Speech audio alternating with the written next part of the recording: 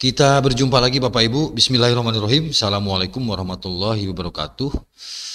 Bapak Ibu, di tengah-tengah hiruk pikuknya masalah P3K, masalah honorer, kemudian paruh waktu, penuh waktu, banyak sekali istilah-istilah di dalam pengangkatan honorer menjadi P3K.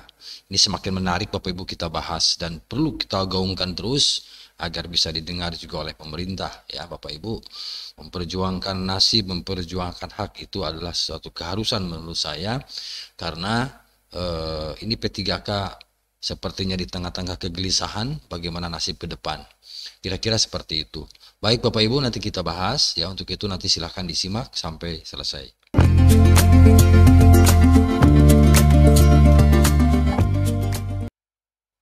Saya lansir dari Serambi News ya Bapak Ibu, apa itu gaji P3K paruh waktu? Kemudian pertanyaan pertama, pertanyaan kedua, apakah sama dengan gaji P3K penuh waktu? Kalau melihat judul tentu beda ya. Namanya juga beda, pasti beda dong ya.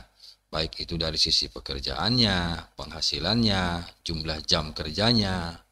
Pasti beda lah gitu Bapak Ibu. Kalau melihat dari judul ini ya, penasaran kan? Ya, nanti kita bacakan Bapak Ibu. Pemerintah kembali menggelar seleksi calon pegawai negeri sipil CPNS dan P3K. Betul ya, P3K malah sekarang udah tahap kedua ya, nanti sampai Desember. Apalagi pemerintah tengah gencar untuk pengangkatan honorer menjadi P3K atau pegawai di pemerintahan. Selain itu, di tahun ini pula sudah gencar beragam kabar jika pemerintah akan menaikkan gaji PNS hingga P3K di tahun 2025. Terkait gaji, jadi pengen apa ya? Sepertinya yang naik gaji itu sebenarnya hanya guru non ASN yang 500.000. Yang lainnya saya no comment ya. Itu aja dulu deh ya gitu. Jadi jangan berlebihan lah begitu kira-kira. Oke, kita lanjutkan dulu deh. Nah, perihal gaji ini ternyata sudah diatur dalam Perpres nomor 11 tahun 2024 ya. Ini tentang honorer ya Bapak Ibu. Perubahan atas Peraturan Presiden nomor 398 tahun 2020 tentang gaji dan tunjangan P3K. Itu artinya P3K berhak mendapatkan gaji sesuai Perpres nomor 11 tahun 2014 dengan masa kerja minimal 1 tahun. Namun dalam mengimplementasikan pengangkatan honorer menjadi P3K ini, pemerintah membuat sebuah cara dengan menghadirkan P3K paruh waktu atau FAT type separuh waktu gitu ya, sebagai salah satu cara untuk merekrut tenaga honorer. Oke, sampai di situ kita terima ya Bapak Ibu. Dengan adanya kebijakan ini, pemerintah memberikan pilihan untuk honorer yang jadi P3K penuh waktu dan P3K paruh waktu. Ada dua pilihan. Mau milih yang mana? Yang paruh waktu, apa yang penuh waktu? Tentu Bapak Ibu, teman-teman semua akan memilih yang penuh waktu dong. Jelas gitu ya.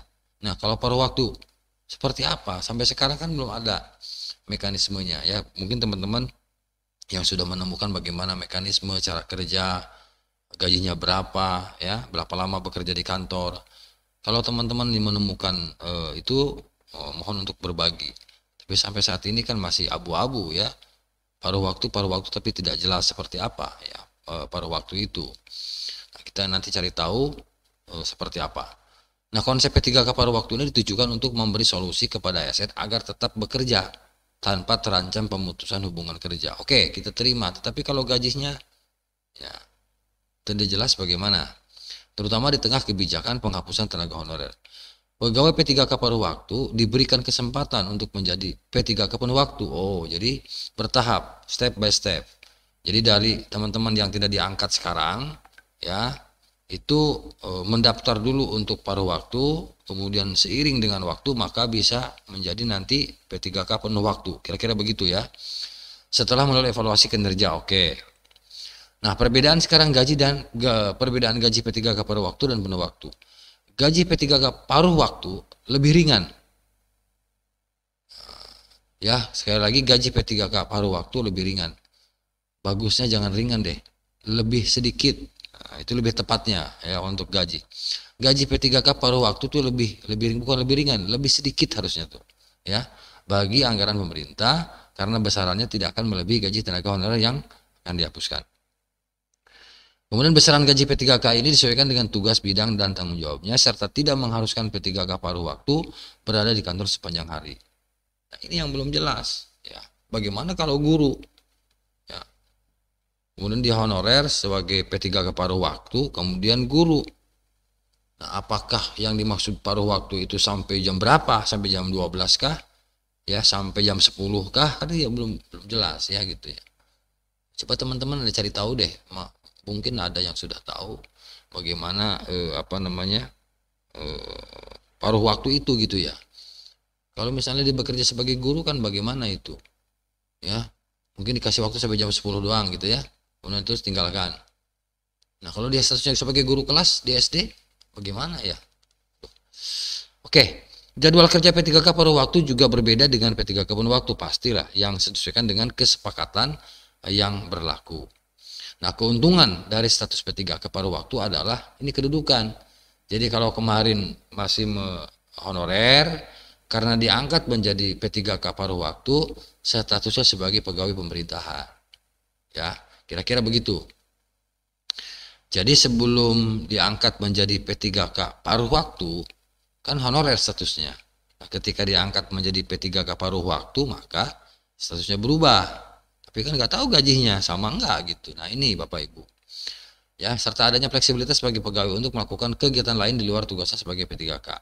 Kehadiran P3K paruh waktu ini diharapkan mampu mengakomodasi tenaga honorer agar tetap memiliki pekerjaan dan pendapatan tanpa menambah beban anggaran pemerintah. Oh, itu alasannya Bapak Ibu.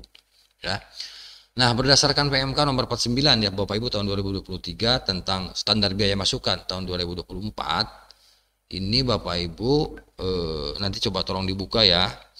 Ini katanya di sini rentang gajinya luar biasa ini 2 juta sampai 5,6 ya per bulannya gitu. Silahkan nanti Bapak Ibu cari tahu di PMK 49 tahun 2023. Luar biasa ya. Gitu. Nah, besaran gaji ini, nah ini yang gak enaknya nih. Besaran gaji ini disesuaikan dengan tugas, tanggung jawab, dan lokasi kerja honorer, serta memperhatikan anggaran yang tersedia di masing-masing instansi. Nah, ini nih Bapak Ibu. Jadi akhirnya kembali ke daerah juga ya pada akhirnya. Hanya status doang yang berubah. Nah, kalau gajinya tidak berubah, aduh. Nah, ini Bapak Ibu yang perlu diperhatikan ya, kita gaungkan, semoga ini bisa menjadi satu kebijakan, nanti bisa menimbulkan sebagai dasar, bisa dijadikan sebagai dasar pemerintah dalam mengambil kebijakan sikap untuk teman-teman honorer di tahun yang akan datang, tahun 2025. Oke, Bapak Ibu, itu saja yang dapat saya bagikan. Terima kasih ya. Semoga bermanfaat.